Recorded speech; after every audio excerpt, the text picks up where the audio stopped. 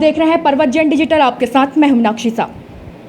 आज हम बात करने पहुंचे हैं वीडियो जो धांधली मामला है उस पर, और आज हमारे साथ हैं उप नेता प्रतिपक्ष और खटीमा के विधायक भुवन कापड़ी जी। थैंक यू सर, आपने अपना कीमती वक्त दिया। जिस तरीके से राज्यव्यापी एक मामला चल रहा है, मैं तो कहूँगी आंदोलन चल रहा है, वीडियो मामला, उसमें सबसे पहले विधानसभा में आवाज़ उठाने वाले शख्स थे भुवन कापड़ी जी, जो कि आज सर एक पूरा राज्यव्यापी मामला बन गया है। मुझे लगता है कि जिस तरीके से ये बड़ा मामला बनते जा रहा है, कहीं ऐसा ना हो कि देश का सबसे नंबर 1 घोटाला बन के आ जाए, और उसमें आपने विधानसभा में आवाज़ उठाई है। देखिए, ये सिर्फ बीपीटीओ का मामला नहीं है, ये यूपीएससी द्वारा कराए हुए सारी परीक्षाओं का मामला है। ये उत्तराखंड के सुदूर ग्रामीण क्षेत्रों से जो बहुत कम संसाधनों में अपनी मेहनत करते हैं, पढ़ाई करते हैं, अपने भविष्य की तलाश करते हैं, उनके भविष्य को भ्रष्टाचार के भेंट चढ़ाने का मामला है। इसमें सारी भर्तियों को हमने कहा कि भाई 2016 से जो भर्तियां हुई सबकी जांच होनी चाहिए, और जिस हिसाब से ये एग्ज़ाम कराए गए 18 पालियों में एक एग्ज़ाम कराया जा रहा है, कोई 3 पालियों में कराया जा रहा है, नॉर्मलाइजेशन के नाम पे लोगों को ठगा जा रहा है, तो सामने स्पष्ट भ्रष्टाचार दिख रहा था। लेकिन सरकार ने कभी इसे गंभीरता से नहीं लिया, और मैं तो कहूँगा कि हमारे जो बेरोज़गार संगठन के साथी हैं वो सब इस पर पहले भी आंदोलन कर रहे थे, उनको सहयोग नहीं मिल पा रहा था। जब मुझे मिले तो उन्होंने जब बात पूरी बताई तो मुझे लगा कि हमारे देवभूमि और देवभूमि के युवाओं के साथ बड़ा जो है अत्याचार हो रहा है। आने वाले समय में हमारा जो है युवा कहीं ना कहीं भ्रष्टाचार के भेंट चढ़ता जाएगा, तो मामला उठाया है। और आज एसटीएफ ने जो जांच करी है, हम उस जांच की सराहना करते हैं। लेकिन सर, आप एसटीएफ की जांच की सराहना कर रहे हैं, 22 लोगों को उन्होंने गिरफ्तार कर लिया है, लेकिन वहीं दूसरी ओर आप लोग सीबीआई की जांच की मांग भी कर रहे हैं, तो ये दोगलापन नहीं है कि एसटीएफ की बात भी आप कर रहे हैं और फिर सीबीआई की बात भी कर रहे हैं? देखिए, ये दोगलापन नहीं है, ये समझने की बात है। एसटीएफ के अपने सीमित अधिकार हैं। आज हाकम सिंह के पकड़े जाने के बाद जो प्रदेश का सिनेरियो तैयार हुआ, जो प्रदेश के हुक्मरानों के साथ हाकम सिंह के गहरे रिश्ते आज दिखाई दे रहे हैं सोशल मीडिया के माध्यम से, उनको हम ये नहीं कहते कि कोई दोषी हैं, लेकिन कहीं न कहीं शक की एक सुई खड़ी हो रही है। क्या जो हुक्मरान हैं, एसटीएफ उनके अंदर काम कर रही है, उनके खिलाफ कार्रवाई कर पाएगी? आज ये मामला अगर पेपर लखनऊ छपता है, चयन आयोग के अध्यक्ष कहते हैं कि भाई यूपी में इसका बड़ा सरगना बैठा हुआ है, 2 राज्यों का मामला बन जाता है, तो 2 राज्यों का जहां मामला बनता है वहां एसटीएफ के अधिकार और सीमित हो जाते हैं। इसलिए अब सीबीआई ज़रूरी है, क्योंकि मामले का पूरा पटाक्षेप हो सके, पूरा मामला खुल सके, और जो भी दोषी हैं उनके खिलाफ कार्रवाई हो सके। इसलिए जो है कि अब सीबीआई की मांग और सीबीआई जांच ज़रूरी है। और मैं तो पहले दिन से ही, जिस दिन हमने विधानसभा में ये कुछ सवाल लगाया, इस पर चर्चा करी, उसी दिन सीबीआई जांच की मांग करी थी, क्योंकि हम पहले दिन से इस मामले की गंभीरता को समझ रहे थे और इस मामले की गहराई और उसके भ्रष्टाचार को समझ रहे थे कि इसमें बहुत बड़ा ये मामला है। हाकम सिंह तो एक छोटी मछली है, इससे बहुत बड़े बड़े लोग इसमें आपको दिखाई देंगे। मतलब हाकम सिंह एक छोटी मछली के तौर पे अभी मगरमच्छ पकड़े जाने हैं, ये कहना है आपका? आपको कहीं ये तो नहीं लग रहा कि एसटीएफ सफ़ेदपोश नेताओं पे हाथ डालने में थोड़ा सा पीछे रह जाएगा? जिस तरीके से अभी आपने बात कही है, क्या यही बात आप कहना चाह रहे हैं? नहीं, मैं एसटीएफ सफ़ेदपोश नेताओं की या मैं दोषियों की बात कर रहा हूँ। उसमें जो भी दोषी हो, जो प्रभावशाली, चाहे वो सफ़ेदपोश हो, चाहे वो अधिकारी हो, चाहे वो कर्मचारी हो, चाहे वो कोई माफिया हो, जो भी है, व्यापारी हो, जो भी दोषी है उसके खिलाफ कार्रवाई होनी चाहिए। अब लेकिन जब दोषी संस्था से बड़ा हो जाता है तो फिर उसे पकड़ पाने के लिए उससे बड़ी संस्था की ज़रूरत होती है। तो जो अब सारा मामला निकल कर आ रहा है, और इसकी गंभीरता को अगर हम देखें, इसके जो है व्यापकता को हम देखें कि कितना बड़ा भ्रष्टाचार है, तो उसके लिए ज़रूरी है कि सीबीआई जांच हो। अच्छा सर, एक तरफ देखा जा रहा है सत्तारूढ़ पार्टी का नाम इस पे जोड़ा जा रहा है कि हाकम सिंह के आने के बाद सत्तारूढ़ पार्टी को लोग लगातार टारगेट करें कि उसमें से कोई हो सकता है, क्योंकि एक जिला पंचायत सदस्य इतने बड़े काम को अंजाम नहीं दे सकता।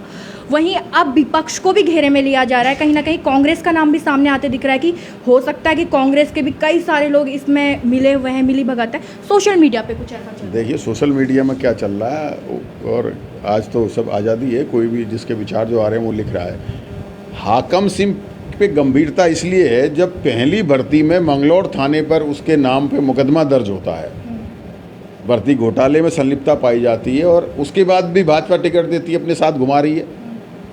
अगर आप बताइए कि राजनीतिक लोग के साथ फ़ोटो खिंचाना एक अलग चीज़ है, फ़ोटो डालना एक अलग चीज़ है। बड़े बड़े अधिकारी जिन्होंने जांच करनी है, जिन्होंने दोषियों को सज़ा देनी है, वो उनके साथ फ़ोटो में दिखाई दे रहे हैं, और वो भी तब जब उन पे मुकदमा पहले से हो रखा है। तो आप इसकी गंभीरता को देखिए। अब बाद में बयान दे देते हैं कि जी हमें तो पता ही नहीं था। जिससे पूरा उत्तराखंड सुरक्षा की गुहार लगा रहा है, वो खुद अपराधियों के साथ घूम रहा है। तो आप समझिए कि किस तरफ ये जो है उत्तराखंड जा रहा है। तो इसीलिए मैं आपसे ये कहना चाहता हूँ कि एसटीएफ की जांच की तारीफ अगर आपको लग रहा है कि हम दो बातें कर रहे हैं, हम दो बातें नहीं कर रहे हैं।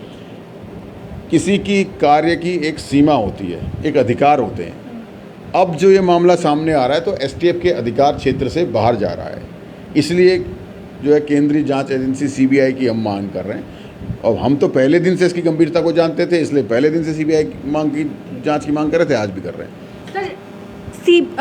अगर एसटीएफ की बात करें, उन्हें एक और जिम्मेदारी मिल गई है। यूके पीसीएस का आपको भी मामला पता होगा, किस तरीके से एक सदस्य द्वारा महिला को ब्लैकमेल करने का ये सारा जो मामला सामने आया था, उसके मामले की जांच भी अब एसटीएफ को दे दी है। तो क्या एसटीएफ को अब दो काम एक साथ दे के मामले को दबाने की कोशिश की जा रही है? नहीं, देखिए, ये तो अब सरकार आगे आने वाले समय में पता चलेगा कि मामले को दबाने की कोशिश करी जा रही है या फिर सरकार की मंशा दोषियों को पकड़ने की है।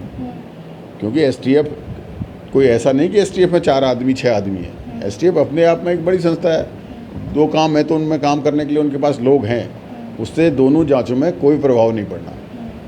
लेकिन जो ये मामला खुलकर आ रहा है, जितनी इसकी व्यापकता दिख रही है, तो ये एसटीएफ के मुझे लगता है कि जो अधिकार क्षेत्र से बाहर जाता हुआ कहीं दिखाई दे रहा है। इसलिए इसमें जिसको अधिकार क्षेत्र हो, केंद्रीय जांच एजेंसी सीबीआई वो जांच करे।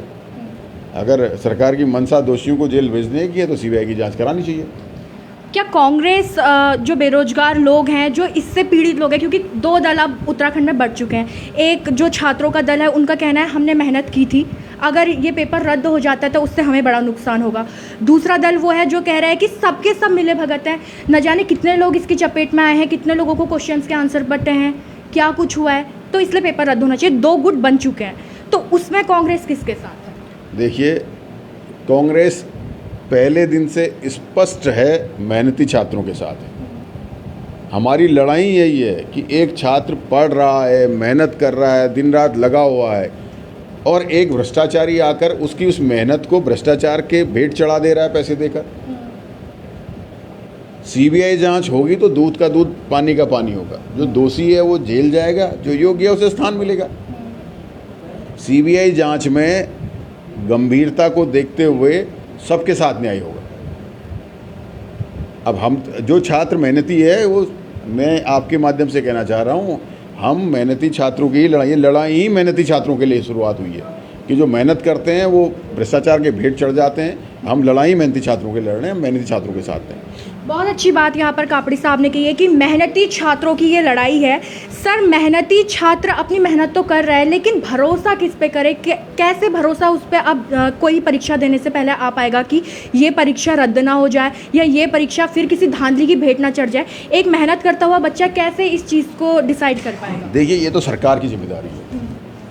ये विश्वास ख़त्म सरकार ने किया है, इस विश्वास को पैदा करने की जिम्मेदारी भी सरकार की है। हमारी जो भी आगामी भर्तियां हैं, उन भर्तियों को अच्छी एजेंसियों से समय पर कराया जाए, उसका कैलेंडर तैयार किया जाए कि भर्ती को कितने समय में पूरा किया जाएगा, ज्वाइनिंग कितने समय में दी जाएगी। वो सारे नियम कानून ठोस बनाकर ईमानदार संस्था से इसका एग्ज़ाम कराया जाए, बच्चों को अपने आप भरोसा पैदा होगा। अगर आज सरकार यूके के घोटाले की आड़ पर परीक्षाओं को लेट करती है तो ये सरकार क्या गैर जिम्मेदाराना हरकत होगी? क्योंकि सरकार की जिम्मेदारी प्रदेश के सभी युवाओं के भविष्य को बनाने की है। तो इसलिए ज़रूरी है कि सरकार मजबूत ईमानदार जो एजेंसी से जो है समय पर एग्ज़ाम कराए और कैलेंडर तय करे कि इस दिन एग्ज़ाम होगा, इतने दिन बाद रिजल्ट आएगा, फिर इंटरव्यू होगा, फिर या ज्वाइनिंग होगी। तो सब समय निर्धारित होना चाहिए। हमारे यूके SSSC ने तो आज तक कैलेंडर ही जारी नहीं किया जो परीक्षाएं करेंगी। 5-5, 6-6 साल से भर्तियां सब अटकी हुई हैं। तो इसलिए ज़रूरी है सरकार की गंभीरता। अगर मैं कहूँगा तो कला वर्ग में जो LT की भर्ती हुई है उसमें जियो 2020 का लगा दिया, भर्ती 2022 में कर रखी है। तो आप कैसे कर सकते हैं 2022? तो ये सब चीज़ों को जिन लोगों को जिम्मेदारी दी गई है उनको गंभीरता से लेना चाहिए। और जो कराने वाले हैं वो गंभीर तब होंगे जब सरकार गंभीर होगी। अगर सरकारी जो है कि गंभीर नहीं होगी तो ये सब चीज़ों में कभी गंभीरता नहीं आएगी। सर, एक लास्ट सवाल मैं आपसे कर लेती हूँ, क्योंकि छात्रों से रिलेटेड ही है। एक और सरकार दावे कर रही है नौकरियों के, दूसरी ओर इस तरीके के घोटाले हो जा रहे हैं, पेपर रद्द हो जा रहे हैं। नौकरियों का सपना तो इस तरीके का हो गया जैसे मुंगेरी लाल के हसीन ख्वाब, तो उसी तरीके के ये ख्वाब बन के रह गए हमारे राज्य में। पहले तो वैकेंसीज़ नहीं आती, वैकेंसीज़ आती है तो घोटालों की भेंट चढ़ जाता है, फिर अगर कोई निकल भी जाए तो उसमें भी फिर कोई ना कोई घोटाला हो जाता है। ऐसे उत्तराखंड का जो बेरोजगार युवा है, आखिर वो जाए तो जाए कहाँ, किससे अपने दर्द को बयां करे? क्योंकि इतने प्रदर्शन हो चुके हैं, इतने धरने हो चुके हैं, हर सरकार से गुहार लगा दिया। जब आपकी सरकार थी उनसे भी गुहार लगाई है, जब अब भाजपा की सरकार आई उससे भी गुहार लगाई, लेकिन अब सवाल यह है कि जाएँ कहाँ, किसके पास जाए, किससे बोले कि हाँ भाई हमारी मदद कर दीजिए? देखिए, जब हमारी सरकार थी उस सरकार ने युवाओं के भविष्य को सुरक्षित करने के लिए बहुत सारे निर्णय लिए। 2013 में जो है कि उत्तराखंड ने पूरे, मुझे लगता है देश में ये कहा होगा कि संविदा में 5 साल जिसने किया उन्हें परमानेंट करने का काम किया। उस टाइम तत्कालीन मुख्यमंत्री विजय बहुगुणा जी थे, कांग्रेस की सरकार थी। जो लोग 5 साल संविदा में थे उनको परमानेंट किया, युवाओं के भविष्य को सुरक्षित किया। हमारी सरकार में कैबिनेट में फैसला लाया गया कि उपनल में जिसकी नौकरी लगेगी उसको हटाया नहीं जाएगा। अगर वो पोस्ट भरती है तो उसका समायोजन कहीं और किया जाएगा। उन बच्चों को के भविष्य को सुरक्षित किया। हमारी सरकार ने 30,000 से ज़्यादा सरकारी नौकरियां उस समय देने का काम किया, 1.5 लाख से ज़्यादा प्राइवेट नौकरी देने का काम किया। अब जिम्मेदारी भारतीय जनता पार्टी की है। भ्रष्टाचार को बचाना, संरक्षण देना, जीरो टॉलरेंस कहना और दिखना सामने आपके है। आज हम तो कह रहे हैं ना सारे भर्तियों की जांच हो। हमारी तो जो है अगर 2016 में हमारी सरकार में अगर भर्ती हुई तो हमारे जो मेंबर थे उन्होंने इस्तीफा दिया, जो अध्यक्ष थे इस्तीफा दिया एक भर्ती में, और जो है कि उसकी जांच के लिए कमेटी बनाई। आज तक वो जांच सार्वजनिक क्यों नहीं की गई? सरकार बीजेपी आगे करनी चाहिए। तो मेरा ये मानना है कि कांग्रेस हमेशा युवाओं के साथ, उनके भविष्य के साथ कैसे सुरक्षित हो, कैसे रोजगार मिले, इसको सोचती है। आज बीजेपी केंद्र सरकार में 2 करोड़ से ज़्यादा पद खाली हैं, उनमें नियुक्तियां क्यों नहीं निकाल रही है? राज्य सरकार की जो नियुक्तियां हैं उसको जो है कि भ्रष्टाचार के भेंट चढ़ा रही है। हमारे उत्तराखंड का जो भौगोलिक स्थिति है उसमें जो है पुलिस की जो भर्ती थी पहले, उनकी जो है जिलेवार जो है होती थी, आज प्रदेश में क्यों कर दी? आज जो सीमांत पहाड़ के प्रदेश हैं या जो अलग अलग जिले हैं उनको उनका अधिकार कहाँ मिल पाएगा? उनके अधिकारों को अपने पास समेट कर फिर भ्रष्टाचार के भेंट चढ़ाना, यही तो मंशा है सरकार की।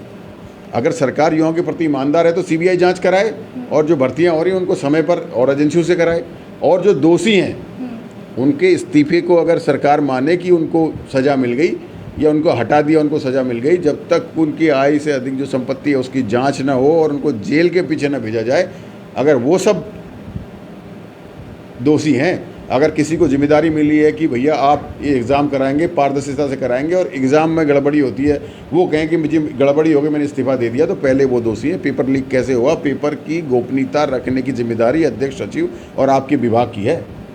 तो इसलिए सबके खिलाफ कार्रवाई होनी चाहिए। सिर्फ इस्तीफा अगर उनकी सज़ा है तो अगली बार भी इस्तीफा दे के लोग निकल जाएंगे। उत्तराखंड के युवाओं के साथ फिर छलावा होगा। उन सबको जेल के सलाखों के पीछे भेजना सरकार की प्राथमिकता होना चाहिए। सरकार की प्राथमिकता क्या होनी चाहिए ये भुवन कापड़ी जी ने बताया है। और यूके SSSC वीडियो VPDO मामला जिस तरीके से आग की तरह पूरे प्रदेश में ही नहीं बल्कि देश भर में अब फैलता जा रहा है, तो हर किसी परीक्षा में अब संदेह की जो सुई है वो टिकती हुई नज़र आ रही है। क्योंकि कहीं ना कहीं जो ये भविष्य के साथ खिलवाड़ किया जा रहा है छात्रों के, उसमें बहुत सारे मेहनती छात्र जो कि पिस रहे हैं, चाहे उन्होंने वो छात्र जो नहीं एग्ज़ाम निकाल पाए, वो जो इन धांधलीबाजों की वजह से पीछे रह गए, या वो जो अब एग्ज़ाम निकालने के बाद दुविधा में पड़ गए, तो दोनों तरफ से जो मेहनती छात्र हैं वो कहीं ना कहीं पिसते हुए नजर आ रहे हैं। ऐसे में कांग्रेस का कहना है कि वो सीबीआई जांच की मांग करते हैं। जहां एसटीएफ ने 22 लोगों को गिरफ्तार किया है, वहीं सीबीआई की मांग भी की जा रही है, ताकि जो बड़े वो लोग हैं जिन्हें मगरमच्छ या फिर जिन्हें ड्रैगन कहा जा रहा है, वो लोग चपेट में आ सके। तो फिलहाल अभी मेरे साथ इतना ही। आप बने रहिएगा अपने प्रवचन डिजिटल के साथ।